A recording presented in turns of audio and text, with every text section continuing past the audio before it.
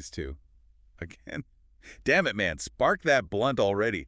I'm gonna need it. Don't sheath it this time, man. It's that OG hippie foreskin kush. All right, fine. Just hand it over. So we're diving back into the Target abyss again. You're telling me this all started because of some freaking corn chips? Yep, you heard that right. Seriously? This Target incident report, Oh, God. filed by the wonderfully named Betty Titties, paints a picture of a simple snack chip request gone horribly, hilariously wrong. Yes, it does. It's always something like that. We're talking about Jaygo and Kenny. Oh, God, those two. Two names that practically scream future Darwin Award nominees. Okay, let's unpack this shit show. So they're at Target probably scoping out the latest video game or something? Makes sense. It's Target, the land of impulse buys and regret. Right. Yeah. And the munchies hit. Kenny, being broke as a joke, Yeah. asks Jaygo to spot him a bag of chips. Now, this is where things take a nosedive into the abyss of crazy. Hold up, how broke are we talking? Couldn't he have scrounged up some spare change from the bottom of his jorts? Apparently not. Wow. Anyway, Jaygo, instead of just saying no like a normal person, launches into a 23-second tirade of fuck you. I mean, the dedication to profanity is almost impressive. Dude, 23 seconds. It's like a whole verse in a rap song. I'm starting to think these chips were laced with something a little stronger than just salt and vinegar. Maybe. Okay. But the real entertainment comes from Kenny's response. All right. He doesn't just take the insult lying down. Oh, no. He fires back with, Godspeed in your mom's build, and gave her two soulless assholes from a gremlin named Charles for eyes. Holy shit, that's brutal. I mean, who even thinks of that? Kenny, apparently. Right, of course it's Kenny. But Jaygo, not to be outdone in the your mama insult department, retaliates with fucking forklift wide back built ass bitch with a Dr. McGillicuddy brand root beer bottle body. Okay, that's a solid comeback. I'm almost impressed by the creativity of these insults. Almost. It gets even weirder, right? Hold on, it gets even weirder, right? What's this about a silly Pucker Willie 3000? I need to know. Oh, you're not ready for this. Hit me with it. Kenny, apparently channeling his inner Don Juan, throws out this outrageous claim about Jaygo's mom and a silly Pecker Willie 3000. All right. I won't repeat it, but let's just say it involves batteries, a rubber hose, and a level of delusion that could rival Kanye West. Jesus, this is getting out of hand. So, Jaygo finally snaps, right? You bet. He slaps the motherfuckity out of Kenny, sending him reeling back in his wheelchair. Whoa, okay. But Kenny, even with his temporary disadvantage, isn't done. Not by a long shot. Here's where shit gets really interesting, right? I'm guessing Kenny doesn't just roll away and cry to his mommy. Not a chance. Witnesses report hearing this loud foom sound, followed by Kenny's trademark high-pitched scream. Then, like a phoenix rising from the ashes, Kenny comes charging back into the aisle on fucking fire and delivers a fiery kick to Jaygo's, well, let's just say his man parts. Wait, hold on. Rewind. The Kenny's on fire. Yes. How the hell did that happen? And how is he suddenly so mobile? Did he pop a wheelie and light himself up with a lighter? We'll get to the how later. But for now, picture this. Jaygo, propelled by the force of 1,000 suns and Kenny's flaming foot, flies 7 aisles over, landing smack dab in the middle of the toilet paper aisle. And guess what? He's on fire, too. Holy shit. So we've got 2 flaming dudes, a burning toilet paper aisle, and wait, there's something about Burmese gypsy midgets in the report. Oh, yes. How could I forget? Apparently, a family of Burmese gypsy midgets was caught in the crossfire, fleeing the brooking aisle while shouting obscenities about the heat. It's a detail that's both bizarre and weirdly specific, wouldn't you say? This is like a fever dream gone wrong. But it doesn't end there, does it? They don't just burn down the toilet paper aisle and call it a day. Nope. They take their fiery feud outside, brawling in the parking lot like 2 human torches. Wow. It's this insane mix of hand-to-hand combat and fiery chaos. I'm surprised they didn't melt the asphalt. This is like a scene from a Michael Bay movie directed by Quentin Tarantino. Right. But wait, there's an eyewitness to all this, and he's naked. Yes. Meet Stephen Thomas, our naked truth teller. He witnessed the whole thing completely starkers, except for a single St. Patrick's Day ribbon strategically placed around his, well, you know. Okay, this is officially the weirdest Target trip I've ever heard of. And I've seen some shit. Yeah. So what does our festively adorned friend have to say about all this? All right. Straight from the incident report, here's Stephen's statement. I was shopping for Doritos and baby oil when all of a sudden I heard a loud foom. Then I heard a scream I know all too well. Oh, God. Fucking Kenny! I turned around and saw him, completely on fire, running full speed at Jaygo. See, even naked dude knows what's up. Doritos and baby oil.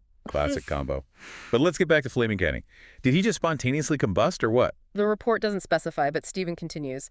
He kicked this man in the squishy dointus so hard that he flew, I think, 7 aisles over. Squishy doingus, poetic, yet anatomically accurate. This guy should write greeting cards. Indeed. And then comes my personal favorite part. Then I saw 3 Burmese gypsy midgets run away on fire. Reminded me of Christmas at Grandma's house. Wiggity wigger, you are a... Don't say that we're live, for fuck's sake. Sorry, slipped out. But seriously, Christmas at Grandma's. What kind of childhood did this guy have? That's a question for another deep dive, perhaps.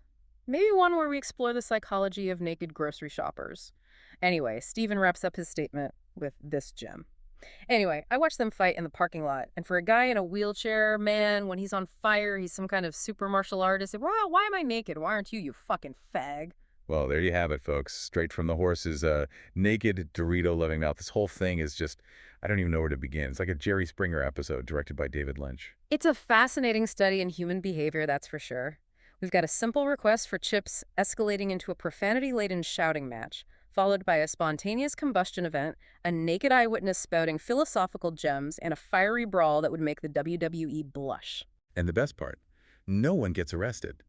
It's like the laws of physics and common sense just took a vacation. Maybe the police were just as dumbfounded as we are. Or maybe they figured these guys had suffered enough, what with the whole being on fire thing. Good point. Mm-hmm.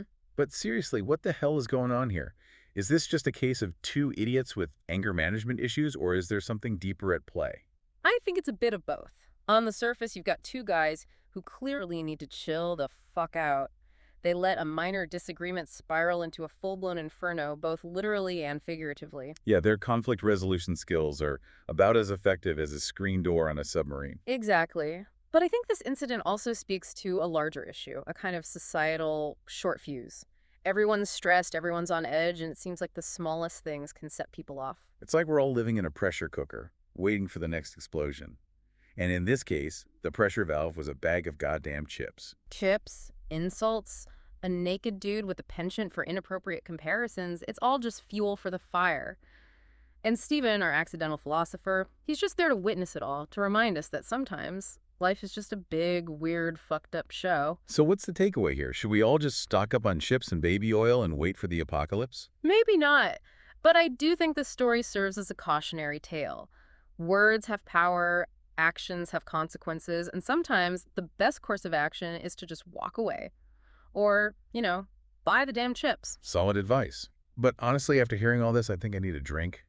Or maybe a fire extinguisher. Don't forget the Doritos and baby oil. You never know when they might come in handy. Seriously, though, this whole thing is nuts. It's like the world's gone batshit crazy and we're all just along for the ride. Well, maybe not the whole world, but it does make you wonder, what's the tipping point? When does a minor annoyance turn into a full-blown fiery brawl? Dude, I ask myself that every time I'm stuck behind someone going 10 under the speed limit in the fast lane.